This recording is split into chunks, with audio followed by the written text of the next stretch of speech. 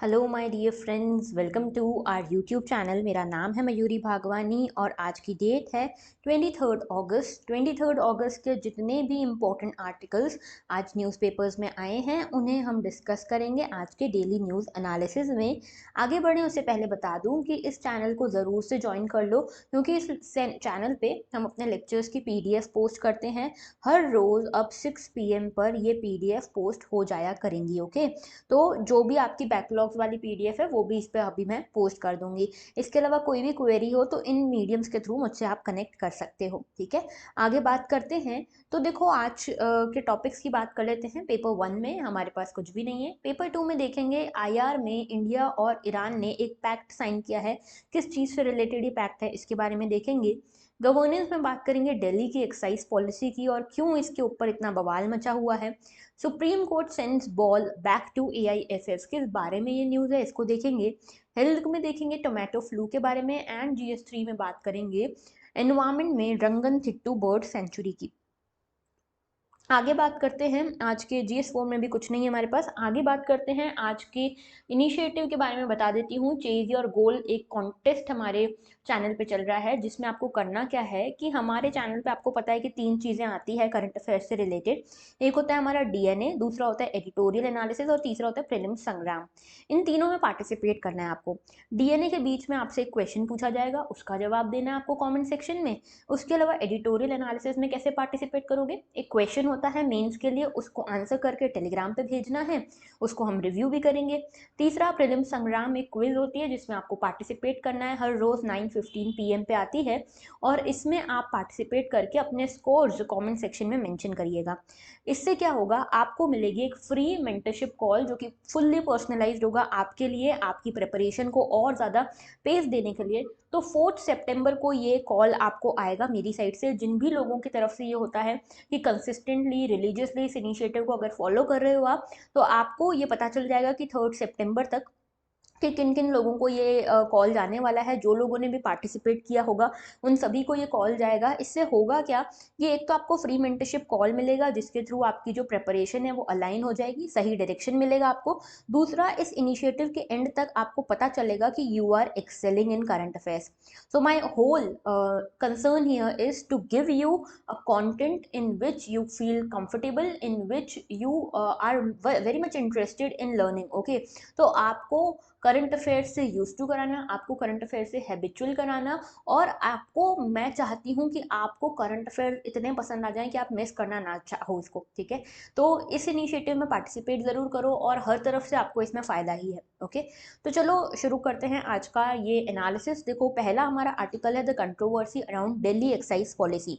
क्या है ये पूरा मैटर, तो देखो हुआ कुछ यूँ है कि दिल्ली में एक एक्साइज पॉलिसी लाई गई। दिल्ली की गवर्नमेंट ये एक्साइज पॉलिसी लेकर आई।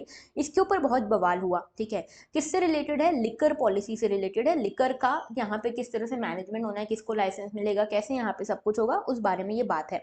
तो कंट्रोवर्सी ये हुई कि दिल्ली एक्साइज पॉलिसी आई, लिकर को यहाँ पे और ईजी बन गया। यहाँ पे आपका लिकर खरीदना, लिकर को यूज करना, कंज्यूम करना, ये बहुत ईजी बन गया using this Delhi excise policy. Okay, यहाँ पे जो दिल्ली गवर्नमेंट था उनका कहना ये था कि हम ये दिल्ली की एक्साइज पॉलिसी इसीलिए ला रहे हैं जैसे कि हम लिकर माफिया को ख़त्म कर सकें।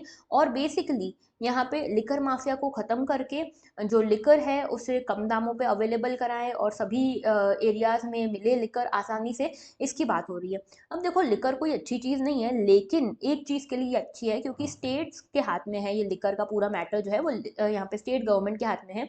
और लिकर के ऊपर यहाँ पे जीएसटी वगैरह का सिस्टम नहीं चलता है। लिकर को यहाँ पे रेगुलेट करता है स्टेट गवर्नमेंट, और जो भी लिकर के ऊपर टैक्सेस लगते हैं वो जाते हैं सीधे स्टेट के खजाने में, स्टेट के खाते में। ओके, तो स्टेट रेवेन्यू का एक बड़ा सोर्स है लिकर इंडस्ट्री, लिकर वाला जो पूरा सेक्टर है। इसीलिए दिल्ली की गवर्नमेंट चाहती थी कि स्टेट रेवेन्यू को बढ़ाया जाए। स्टेट रेवेन्यू को बढ़ाने के साथ लिकर माफिया को खत्म किया जाए, ये मेजर एम था दिल्ली एक्साइज पॉलिसी के पीछे दिल्ली गवर्नमेंट का, ये दिल्ली गवर्नमेंट कहती है। लेकिन इसके बाद क्या होता है कि इस लिकर पॉलिसी में, इस एक्साइज पॉलिसी में कई सारी इरेगुलरिटीज देखने को मिलती है। इन इरेगुलरिटीज में क्या क्या है ये बताएंगे, आगे बात करेंगे। प्रोसीजरल लैप्सेस देखने को मिलते हैं, जिसके बाद ये केस पूरा चला जाता है सीबीआई के पास, और अब सीबीआई ने रेड्स मारना शुरू किया है दिल्ली ऑफिशियल्स के घरों पर। इनफैक्ट दिल्ली के जो डिप्टी चीफ मिनिस्टर हैं मनीष सिसोदिया जी, उनके घर पे भी यहाँ पे सीबीआई ने रेड मारी है। ठीक है, तो देखो हुआ क्या है, पूरी बात क्या है उसके बारे में बता देती हूँ। तो ये जो नई दिल्ली की एक्साइज पॉलिसी आई, ये 2021-22 में आई। ओके, लास्ट नवंबर में लॉन्च की गई, और बेसिकली ये कहा गया कि इसके थ्रू हम क्या करना चाहते हैं, स्टेट गवर्नमेंट के रेवेन्यू को बढ़ाना चाहते हैं। साथ में जहाँ पे भी लिकर का गलत सेल हो रहा है, जो फर्जी लिकर बेची जा रही है, लिकर माफिया जो है उसको खत्म करना चाहते हैं, कंज्यूमर एक्सपीरियंस को अच्छा करना चाहते हैं, और इनके थ्रू हम यहाँ पे ये लिकर पॉलिसी लेकर आ रहे हैं, ये दिल्ली गवर्नमेंट ने कहा। लेकिन इसके ऊपर एलिगेशन लगे ये, जो अपोजिशन था उन्होंने भी बोला कि लिकर कोई अच्छी चीज़ तो है नहीं, आप तो ऐसी बात कर रहे हैं कि सभी जगह पे इक्वली अवेलेबल हो लिकर, इसके लिए आप ऑफर्स लेके आ रहे हैं, एक पे एक लिकर की बॉटल फ्री का। बियर की बॉटल्स के ऊपर आप जो पहले ड्यूटीज लगती थी उसको आपने कम कर दिया। तो क्या आप एनकरेज कर रहे हो पॉपुलेशन को, सिटीजन्स को, कि आओ आओ लिकर कंज्यूम करो। ठीक है, तो इसके ऊपर अपोजिशन ने बवाल किया। इसके बाद यहाँ के जो एलजी हैं, एलजी यानी कि लेफ्टिनेंट गवर्नर, इन्होंने भी यहाँ पे इसमें बोला कि इन्होंने जो दिल्ली गवर्नमेंट ने ये किया है, दिल्ली के जो मनीष सिसोदिया जी हैं उन्होंने ये एक्साइज पॉलिसी में चेंजेस करे हैं, उसमें ये कहा जा रहा है कि एलजी से परमिशन ही नहीं ली गई, एलजी के अप्रूवल के बिना ही ये एक्साइज पॉलिसी आ गई। तो ये जो है ये प्रोसीजरल लैप्स, यानी कि ये इलीगल हो जाता है। अगर आप दिल्ली में कोई भी लॉ लाना चाहते हो, एक्साइज वगैरह में कुछ भी चेंजेस करना चाहते हो पॉलिसी में, तो करना ही होता है कि कैबिनेट और एलजी, कैबिनेट यानी कि जो यहाँ पे इनकी गवर्नमेंट है उसके मिनिस्टर्स, और साथ में एलजी, इन दोनों से आपको अप्रूवल लेना पड़ेगा। ओके, एलजी और कैबिनेट दोनों से अप्रूवल लेना पड़ेगा, लेकिन यहाँ पे ये कहा जा रहा है कि एलजी से मनीष सिसोदिया जी ने कोई अप्रूवल नहीं लिया। तो किसी तरह का कोई भी अप्रूवल यहाँ नहीं लिया गया एलजी से, और सीधे क्या हुआ, सीधे यहाँ पे ये जो एक्साइज पॉलिसी थी इसको इनिशिएट कर दिया गया, लॉन्च कर दिया गया। ओके, तो ये पूरा मैटर है। अब इसको लेकर यहाँ पे जो एलजी हैं उन्होंने यहाँ पे चीफ सेक्रेटरी को कहा, जो दिल्ली के चीफ सेक्रेटरी हैं, उन्हें कहा कि आप एक रिपोर्ट लेकर आइए। ये रिपोर्ट लाए यहाँ के चीफ सेक्रेटरी, और इस रिपोर्ट में पाया गया कि कुछ इरेगुलरिटीज़ हैं। इरेगुलरिटीज़ कैसी इरेगुलरिटीज़, कि यहाँ पे जो प्रॉपर प्रोसीजर होता है एक्साइज पॉलिसी में चेंजेस वगैरह लाने का, वो नहीं लाया गया है, तो प्रोसीजरल लैप्सेस हैं। अब इसके बाद यहाँ पे क्या होता है, इसके बाद यहाँ पे बहुत अपोजिशन होता है, बहुत यहाँ पे इसको क्रिटिसाइज किया जाता है इस पॉलिसी को, और अल्टीमेटली जो दिल्ली गवर्नमेंट है इसको वापस ले लेती है। लेकिन यहाँ के एलजी बोलते हैं कि नहीं, ऐसे कैसे, ठीक है, इतने इरेगुलरिटीज मिल रही है, तो जो यहाँ के एलजी हैं वो इस मैटर को सीबीआई के पास पहुंचा देते हैं कि आप इसमें ज़रा इन्वेस्टिगेशन कीजिए। और इसीलिए अब सीबीआई जो है यहाँ पे ये इन्वेस्टिगेशन कर रही है, रेड्स कर रही है। जो चीफ सेक्रेटरी रिपोर्ट लाइन है उसमें ये भी पता चलता है कि यहाँ पे कोशिश ये की गई कि माफियाज को एक बड़ा अमाउंट गया है इस पूरी पॉलिसी के चक्कर में। जो लिकर माफिया है उसको एक बड़ा सा अमाउंट गया है दिल्ली गवर्नमेंट की साइड से, और इस पॉलिसी के फेल हो जाने के चक्कर में। और दूसरी चीज़ ये कि ये भी कहा जा रहा है कि दिल्ली गवर्नमेंट के कई सारे ऑफिशियल हैं जिन्होंने इसके थ्रू अपना उल्लू सीधा किया है, अपने लिए करप्शन पूरा कर लिया है इस पॉलिसी के थ्रू। तो यही आरोप मनीष सिसोदिया जी के ऊपर भी लगाए जा रहे हैं। ओके, तो देखो यहाँ पे क्या पूरा मैटर है, ये पूरे जो चेंजेस किए गए ये क्या थे। तो ये कहा गया, जो नई पॉलिसी थी इसमें क्या किया गया, पूरे स्टेट को, जो दिल्ली का पूरी यूनियन टेरिटरी है, इसको 32 जोन्स में बांट दिया गया, और 32 जोन्स में ये कहा गया कि अब क्या होगा कि जो लिकर बिकती है ना, उसके लिए जो प्रॉपर यहाँ पे जो आउटलेट्स होते हैं लिकर के, वो एक जैसे आउटलेट सभी जगह पे होंगे। ठीक है, यानी कि इक्वल आउटलेट्स होंगे सभी जगह पे, ऐसा नहीं कि एक जगह पे, एक एरिया में बहुत ज़्यादा आउटलेट्स हैं लिकर के और एक जगह पे बिल्कुल नहीं है। तो एक ये कहा करा गया यहाँ पे। ठीक है, इसके अलावा ये कहा गया कि जो अल्कोहल है, अल्कोहल कंज्यूमर्स जो हैं उनको अलग अलग ब्रांड्स यहाँ पे मिल पाएंगी एक साथ।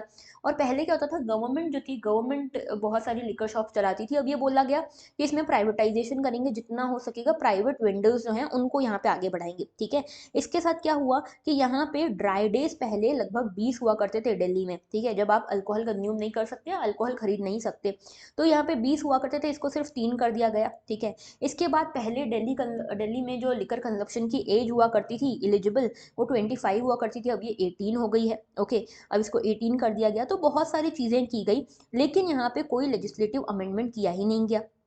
दूसरी चीज़ ये कि यहाँ पे कहा गया कि इक्वल डिस्ट्रीब्यूशन होना चाहिए, इसीलिए इक्वल नंबर ऑफ शॉप्स होनी चाहिए यहाँ पे हर जो जोन है उसमें। ओके, इसके साथ क्या हुआ कि यहाँ पे जो लिकर वेंडर्स हैं उनको लाइसेंस दिया गया, और यहाँ पे पहले 630 हुआ करते थे, अब 850 हो गए। ठीक है, ऑलमोस्ट सारे जो थे प्राइवेटली ओन्ड थे। इसके साथ क्या हुआ, यहाँ पे ईज ऑफ डूइंग बिजनेस बढ़ाने की कोशिश की गई और ये कहा गया कि जो भी होलसेल वगैरह जो लाइसेंसीज वगैरह होते हैं वो भी यहाँ पे ईजी कर दिए गए, इंडिपेंडेंटली सभी को यहाँ पे लाइसेंस मिल रहा है लिकर शॉप वगैरह खोलने के लिए, ठीक है। अब देखो इसके साथ क्या हुआ, इस पे ऐसे भी ऑफर्स लगाए गए इसमें, जैसे दिल्ली गवर्नमेंट ने ये बोल दिया कि जो प्राइवेट वेंडर्स हैं लिकर के वो चाहें तो ऑफर लगा सकते हैं, वो फ्री है, कितने उनको प्राइजेस सेट करने वो फ्री हैं, कर सकते हैं। इससे क्या हुआ कि लिकर जो वेंडर्स थे, लिकर वेंडर्स या आउटलेट्स थी जो, उन्होंने क्या करना शुरू किया, ऑफर्स देने शुरू करे, एक पे एक बॉटल फ्री लिकर के ऊपर, एक पे एक बियर फ्री, एक पे एक बियर के साथ यहाँ पे 50%, जो 50 रुपीज उसके अलग से ड्यूटी लगती थी वो भी हटा दी गई। तो कुल मिला के यहाँ पे ये सब क्या हुआ, इससे क्या हुआ, कंजप्शन अच्छा हुआ लिकर का, और इसके लिए यहाँ पे स्टेट रेवेन्यू बढ़ना चाहिए क्योंकि टैक्स जाएगा सीधे स्टेट गवर्नमेंट के पास। लेकिन इसको बहुत ज़्यादा कंट्रोवर्सी में फंस गई ये पूरी यहाँ पे ये थी, जो पूरी पॉलिसी थी ये कंट्रोवर्सी में फंस गई। और कंट्रोवर्सी कैसी, यहाँ पे ये कहा जा रहा था कि आप जो लिकर वेंडर्स को हर जगह पे खोल रहे हो, अलग अलग जगह पे लिकर शॉप्स खोल रहे हो, क्या चाहते हो इससे कि लोग और ज़्यादा कंज्यूम करें लिकर को। दूसरी चीज़ ये कि स्कूल्स के पास, रिलीजियस प्लेसेस के पास, अनऑथराइज्ड एरियाज में ये लिकर शॉप्स खुलने लग गई। ओके, इसके साथ यहाँ पे कुछ लिकर शॉप्स को तो जो बीजेपी की म्यूनिसिपल कॉरपोरेशन है यहाँ पे उसने बंद करवाया, ये कह के ये अनऑथराइज्ड एरियाज में खुली हुई है। या फिर जो मास्टर प्लान था दिल्ली के अर्बन प्लानिंग के लिए उसको वायलेट करते हुए इसे खोला गया है, ठीक है। इसके बाद ऐसे ऐसे ऑफर्स यहाँ पे ला रहे थे जिसके लिए भी यहाँ पे अपोजिशन ने बहुत यहाँ पे अपोज किया कि आप ऐसे कैसे ऑफर्स लेकर आ रहे हो इसके ऊपर।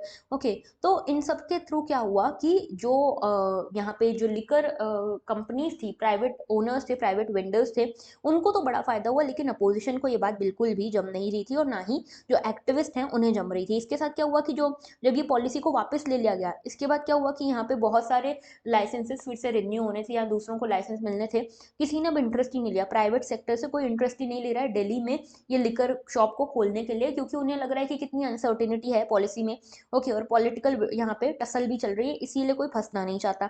अब देखो ये न्यू पॉलिसी को क्यों अब्रप्टली वापस ले लिया गया, क्योंकि देखो दिल्ली के जो लेफ्टिनेंट गवर्नर है उन्होंने सीबीआई जांच की मांग कर दी यहाँ पे कि सीबीआई जांच करे इसको। और यहाँ पे ये पता चला, चीफ सेक्रेटरी ने जो यहाँ पे रिपोर्ट्स लिखाई उसमें ये पता चला कि डेलिब्रेट और ग्रॉस प्रोसीजरल लैप्सेस यहाँ पे पाए गए हैं। ओके, और इसमें अनड्यू फाइनेंशियल फेवर्स पहुंचाए गए हैं लिकर लाइसेंसीज को। ओके, ये सब चीज़ें पता चली और इसीलिए अब जो है इसके ऊपर सीबीआई की रेड्स वगैरह चल रही है, ठीक है। अच्छा, एलजी जो है, एलजी को यहाँ पे ये प्रपोजल मिला था दिल्ली कैबिनेट की तरफ से कि हम पुरानी पॉलिसी जो थी उसको ही वापस लेकर आते हैं। तो अभी जो है दिल्ली गवर्नमेंट वापस से पुरानी पॉलिसी पे चली गई है, नई पॉलिसी जो थी उसको खत्म कर दिया गया है। अब इससे क्या रेवेन्यू का क्या फायदा हुआ, क्या हुआ, तो देखो अभी तक क्या था, 2019-20 में लगभग 4,000 करोड़ रुपए का फायदा हुआ था दिल्ली गवर्नमेंट को इन दिस एक्साइज रेवेन्यू, ठीक है, लिकर के थ्रू जो रेवेन्यू आता है। दूसरा क्या हुआ कि 2022 के जुलाई तक में, लास्ट ईयर एक साल में लगभग क्या हुआ कि लगभग 5,400 करोड़ रुपए का फायदा हुआ जो दिल्ली की गवर्नमेंट है। लेकिन ये जो पूरी पॉलिसी आई, नई पॉलिसी फिर वापस गई, इस चक्कर में क्या हुआ, 193 करोड़ रुपीज का यहाँ पे नुकसान हुआ है दिल्ली गवर्नमेंट को। ये थी पूरी यहाँ पे एक्साइज ड्यूटी के बारे में पूरी जानकारी। ओके, एक्साइज पॉलिसी के बारे में। नेक्स्ट हम आगे बढ़ रहे हैं, टोमेटो फ्लू के बारे में देख रहे हैं। ये टोमेटो फ्लू क्या है और क्यों न्यूज़ में, क्योंकि बहुत सारे इन्फेक्शन इसके पाए जा रहे हैं और मोस्टली जो इन्फेक्शन है वो अंडर 5 पॉपुलेशन में पाए जा रहे हैं, जो 5 साल से छोटे बच्चे हैं ना, उनमें टोमेटो फ्लू ज़्यादा देखने को मिल रहा है। वैसे तो ये एक नॉन लाइफ थ्रेटनिंग वायरस है, ठीक है, ये वायरस है और ये जो है केरला में सबसे पहले मिला था हमारे देश में, और आज तक जो है यहाँ पे देखो लगभग 82 बच्चे जो हैं वो इसका शिकार हो चुके हैं, केरला के हॉस्पिटल्स में हैं। ओके, अच्छा, दूसरी चीज़ ये कि ये जो है ये वायरल इलनेस है, पहली चीज़ तो ये वायरस के कारण होता है। दूसरी चीज़ ये कि ये माना जा रहा है इसका अभी ना एक्चुअल रीजन, एक्चुअल ओरिजिन पता नहीं चल रहा है, तो ये माना जा रहा है कि डेंगू और चिकनगुनिया है ना, उसके आफ्टर इफेक्ट्स के तौर पे ये टोमेटो फ्लू को देखा जा रहा है, ठीक है। तो इन दोनों के आफ्टर इफेक्ट्स के फॉर्म में इसको देखा जा रहा है, क्योंकि जो सिम्टम्स है काफ़ी सिमिलर है, जैसे कि high fever, rashes, intense pen होना जॉइंट्स में, ये सब इसके फीवर जो सिम्टम्स हैं। इसके साथ fatigue, nausea, vomiting, diarrhoea, dehydration, ये सब भी चीज़ें देखने को मिल रही है। अब देखो टोमेटो फ्लू जो है वो काफ़ी कुछ चिकनगुनिया और डेंगू जैसा ही है, और इसमें करना क्या है, इसमें आपको कुछ नहीं करना है, ये आइसोलेशन देना है, सामने वाले पर्सन को रेस्ट देना है और बहुत सारे फ्लूइड्स वगैरह उसको देने हैं।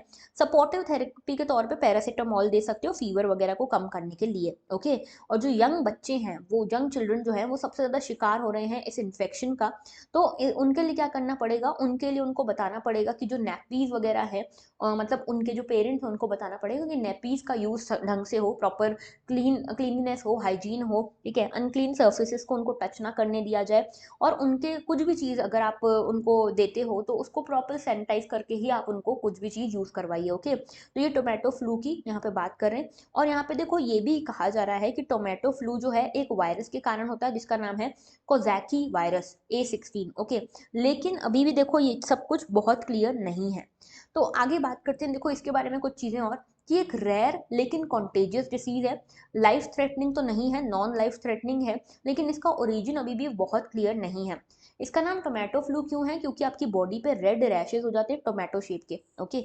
इसके बाद 5 साल से छोटे बच्चों को ये होता है, जनरली रैशेज, डायरिया, डिहाइड्रेशन वगैरह होता है, डिस्कलरेशन होने लगता है हैंड्स का, नीज का। और यहाँ पे ये एक सेल्फ लिमिटिंग फ्लू है, सेल्फ लिमिटिंग वायरस है या फीवर है। इसमें होता क्या है कि आपको अलग से कोई ट्रीटमेंट की जरूरत नहीं है, कोई स्पेसिफिक ड्रग की जरूरत नहीं है, खुद ब खुद ठीक होने लगता है ये, ठीक है। इसके सिम्टम्स जो है लंबे समय में जो है धीरे धीरे खत्म होने लगते हैं, और इसके साथ यूटेंसिल्स जो होते हैं, क्लॉथ्स जो होते हैं, जिसको जो भी पर्सन इन्फेक्टेड है उसके जो भी यूटेंसिल हैं, क्लॉथ्स, जो भी चीज़ें वो यूज़ कर रहा है, उससे सैनिटाइज करना चाहिए हमें, और फ्लूइड इंटेक को बढ़ा देना चाहिए, ठीक है। प्रिवेंटिव मेजर्स के तौर पे स्टेट क्या कर सकता है, प्रॉपर स्क्रीनिंग की जाए हेल्थ अथॉरिटीज़ के थ्रू, ठीक है, कि हेल्थ अथॉरिटीज़ प्रॉपर स्क्रीनिंग करें, देखें कि कहीं इन्फेक्शन कहाँ कहाँ फैल रहा है, और सर्विलेंस को बढ़ा दी जाए, ठीक है। तो ये चीज़ें हम कर सकते हैं टोमेटो फ्लू से निपटने के लिए। नेक्स्ट हमारा आर्टिकल है India Iran sign pact to aid movement of seafarers. तो यहाँ पे क्या हुआ है, इंडिया और ईरान ने एक पैक्ट साइन किया है। एक पैक्ट क्या है, सी फेयरर्स के मूवमेंट को फैसिलिटेट करने के लिए, ठीक है। तो यहाँ पे इंडिया और ईरान की आप लोकेशन जरा मैप में आज देखना, आपको देखने को मिलेगा कि जो अरेबियन सी है ये हमारे बीच में आती है, पर्शियन गल्फ वगैरह बीच में आती है, और इन एरियाज में ना जरा पायरेसी का ज़्यादा इशू है, ठीक है, पायरेसी वगैरह ज़्यादा होती है, जो सी वाले जो यहाँ पे लुटेरे होते हैं वो यहाँ पे ज़्यादा मिलते हैं, ठीक है। तो इन सब चीज़ों को सेफ बनाने के लिए, और सी फेयरर्स जो हैं, जो सी में यहाँ पे मूवमेंट करते हैं दोनों साइड से, उनको यहाँ पे प्रॉपर ट्रेनिंग फैसिलिटेशन देने के लिए ये पैक्ट साइन किया गया है, ठीक है। और ये कहा गया है कि हम यहाँ पे जो है इस कन्वेंशन के अकॉर्डिंग आपस में ये जो एड कर रहे हैं, ये जो पैक्ट साइन कर रहे हैं वो कर रहे हैं। इसका कन्वेंशन का नाम क्या है, international convention on standard of training, certification and watch keeping of seafarers 1978। तो इस कन्वेंशन के अलाइनमेंट में ये एक्ट जो है, पैक्ट जो है वो साइन किया गया है। हमारे देश से union minister of port, shipping and waterways, और उनकी साइड से, ईरान की साइड से minister of road and urban development ने ये साइन किया है ये पैक्ट, ओके। यूनियन मिनिस्टर जो है हमारे, उन्होंने बताया कि बायलैटरल रिलेशनशिप कितनी इंपॉर्टेंट है। आप सभी को पता होगा कि ईरान में हमने एक पोर्ट भी बनाया जिसका नाम है चबाहर पोर्ट। चबाहर पोर्ट जो है हमने ईरान में बनाया है, जिसके थ्रू हम क्या करना चाहते थे कि इंडिया है, इंडिया को यहाँ पे सी रूट के थ्रू इंडिया ईरान से जुड़ सकता है चबाहर पोर्ट के थ्रू, और इसके बाद आगे हम जा सकते हैं अफगानिस्तान तक, ठीक है। तो हम ये चाहते थे, और इसीलिए यहाँ पे जो इकोनॉमिक ट्रेड कॉन्ड्यूट है उसे यहाँ पे क्लियर किया गया है, और इसके थ्रू होगा क्या कि हमारा चबाहर पोर्ट जो है उस तक हम ज़्यादा अच्छे से जा पाएंगे, ओके। अभी देखो यहाँ पे Indian port global private limited, इन्होंने भी शहीद बहिश्ती जो यहाँ पे पोर्ट है उसमें काम करना शुरू किया, और बहुत इंपॉर्टेंट है ये पोर्ट, क्योंकि 4.8 मिलियन टन्स का बल्क कार्गो यहाँ पे आता जाता रहता है, हैंडल करता है ये पोर्ट, ओके। 2020 में इंडिया ने लगभग 75,000 टन्स वीट पहुंचाई थी अफगानिस्तान तक, इसी के रास्ते से, चबाहर के ही रास्ते थे, ठीक है। इसके बाद हमने जो पेस्टिसाइड्स वगैरह भी पहुंचाए थे ईरान तक, ये चबाहर के रास्ते से ही। तो हम यहाँ पे जो भी ईरान और अफगानिस्तान के साथ इंगेजमेंट करते हैं वो चबाहर के रास्ते से करते हैं। अब हमारे लिए जानना क्या ज़रूरी है, हमारे लिए जानना ज़रूरी है कि ये क्या है इंटरनेशनल कन्वेंशन, और चबाहर क्या है, ये जो हमारा पोर्ट है शहीद बहिश्ती, ये क्या है। देखो यहाँ पे ये है हमारा international convention on standards of training certification and watch keeping for seafarers 1978, STCW इसको कहते हैं। तो बेसिकली ये इंटरनेशनल कन्वेंशन क्या करता है, स्टैंडर्ड सेट करता है जो भी लोग यहाँ पे मर्चेंट शिप्स वगैरह में यहाँ पे ट्रैवल करते हैं यूजिंग सी रूट्स, उनके लिए। तो ये अडॉप्ट किया गया था 1978 में, और ये कब किया गया था, कॉन्फ्रेंस में किया गया था इसको अडॉप्ट, इंटरनेशनल मैरीटाइम ऑर्गेनाइजेशन की, लंदन में। और इसको यहाँ पे ये फोर्स में आया है इन 1984। ठीक है, इसको ऐसा माना जाता है कि ये कन्वेंशन पहला था जिसने यहाँ पे ट्रेनिंग के लिए, सर्टिफिकेशन के लिए और वॉच कीपिंग के लिए पहली बार बेसिक रिक्वायरमेंट्स बताई थी। ओके, और यहाँ पे ये बताया गया है कि कौन कौन से मिनिमम स्टैंडर्ड्स आपको फॉलो करने ही हैं सभी कंट्रीज को जो भी इस कन्वेंशन को साइन करती हैं। ठीक है, एक और इम्पॉर्टेंट फीचर ये था कि ये जो है उन शिप्स पे भी अप्लाई होता है जो कि नॉन पार्टी स्टेट से आती हैं। ठीक है, अगर आप स्टेट पोर्ट्स पे आ रहे हो, किसी के भी स्टेट पोर्ट्स पे आ रहे हो जो कि इस कन्वेंशन की पार्टी हैं, तो आप अगर नॉन स्टेट शिप भी हो, यानी कि आप डायरेक्टली गवर्नमेंट की शिप नहीं हो, तो भी आपको यहाँ पे इन रेगुलेशंस को फॉलो करना पड़ेगा, इन स्टैंडर्ड्स को फॉलो करना पड़ेगा।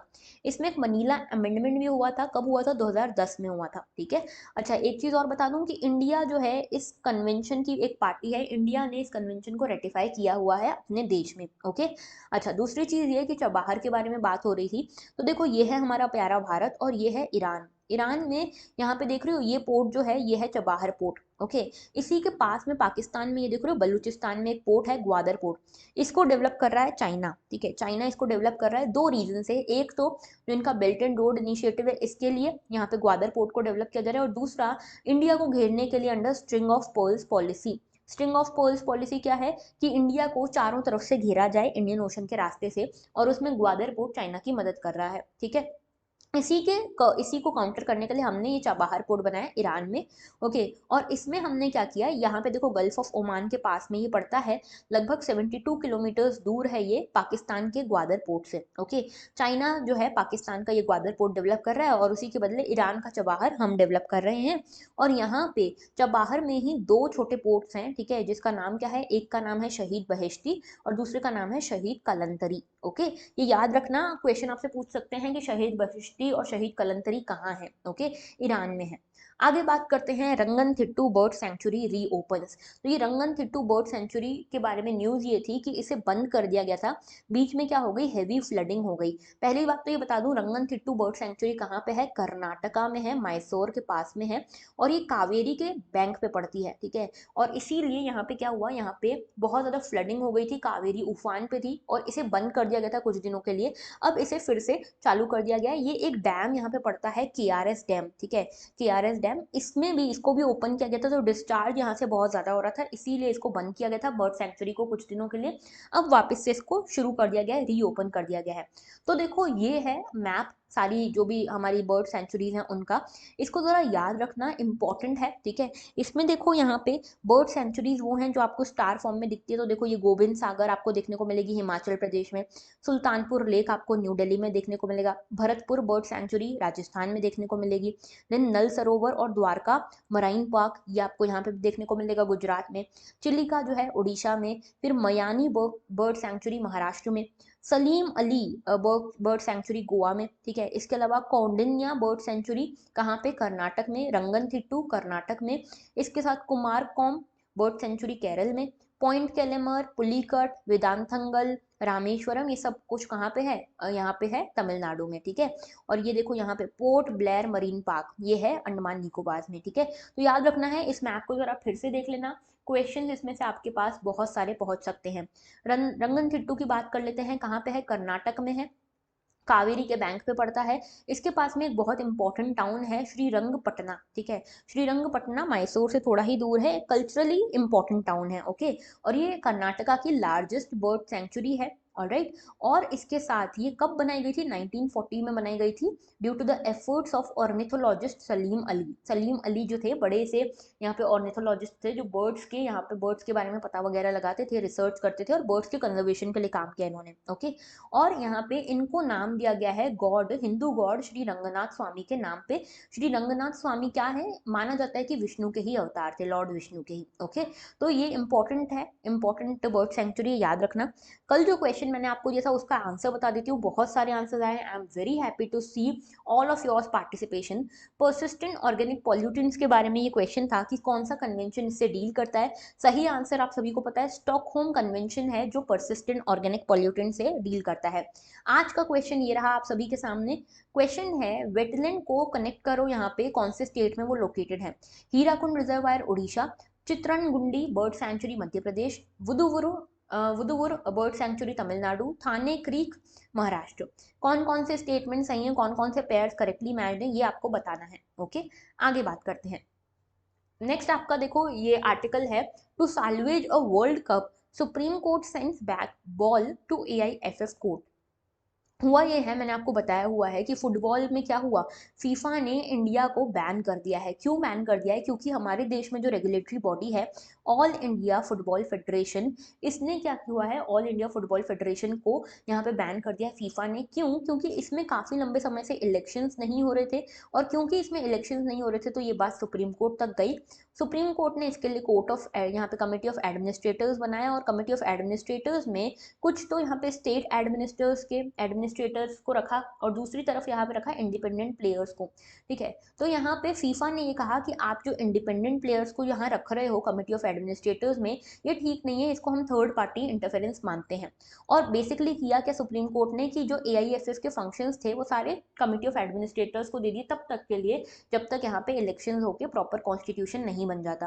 ठीक है, तो यहाँ पे इसीलिए यहाँ पे ये इंडिपेंडेंट प्लेयर्स को जो इतने सारे ऐड किया गया इस कमेटी ऑफ एडमिनिस्ट्रेटर्स में, फीफा को ये बात जमी नहीं, उनके रूल्स के खिलाफ है, और ये माना जा रहा था ये कि थर्ड पार्टी इंटरफेरेंस है।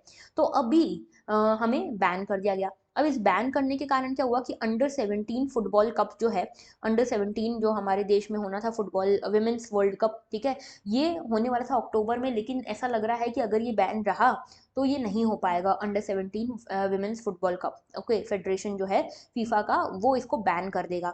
अब हमारा देश ये अफोर्ड नहीं कर सकता, क्योंकि बहुत मुश्किल से हमारे देश को ऐसे मौके मिलते हैं। तो यहाँ पे कोर्ट ने क्या बोला, कोर्ट ने टर्मिनेट कर दिया कि अभी कमेटी ऑफ एडमिनिस्ट्रेटर वगैरह कुछ नहीं बना रहे हैं, और सारे फंक्शंस वापस से दे दिए हैं ऑल इंडिया फुटबॉल फेडरेशन को, सो दैट ये सस्पेंशन जो लगा हुआ है ये हट जाए। तो कोर्ट ने ये जो मैनेजमेंट था ये वापस से ट्रांसफर कर दिया है एआईएफएफ के हाथों में, ठीक है, कमेटी ऑफ एडमिनिस्ट्रेटर्स से लेकर। और ये कहा जा रहा है कि अब फीफा से, जो फीफा ने हमारे ऊपर सस्पेंशन लगाया उसे हमें हटाना है, उसे हमें ठीक करना है, इसीलिए ये वापस से दे दिया गया। तो बस छोटी सी डेवलपमेंट था जो मुझे आपको बताना था। ओके, तो ये याद रखना। अच्छा, इसके अलावा इंडियन ओलंपिक एसोसिएशन जो है, इसके ऊपर भी बैन के जो बादल हैं वो मंडरा रहे हैं, और इसके ऊपर भी स्टेटस को अभी चल रहा है। पहले इसके लिए भी कमेटी ऑफ एडमिनिस्ट्रेटर बन रही थी, लेकिन इसको अभी रोक दिया गया, कोई कमेटी ऑफ एडमिनिस्ट्रेटर अब इसके ऊपर नहीं बन रही है। ओके, चलो आज के लिए इतने ही सारे आर्टिकल्स थे। ओके, इसके बाद एडिटोरियल एनालिसिस आपको कुछ ही देर में हमारे चैनल पे मिल जाएगा। अगर आपको ये पूरा आर्टिकल जो हमने एनालाइज करें सारे ये अच्छे लगे हैं, एनालिसिस अच्छा लगा है, तो लाइक ज़रूर करना, कमेंट ज़रूर करना अपना आंसर, क्योंकि आपको पार्टिसिपेट करना है चेज योर गोल इनिशिएटिव में, और साथ में शेयर ज़रूर करना अपने व्यूज़, और अपने जो ये वीडियो है अपने दोस्तों के साथ शेयर करना, सब्सक्राइब करना मत भूलना। That was all, thank you for watching and have a very good day.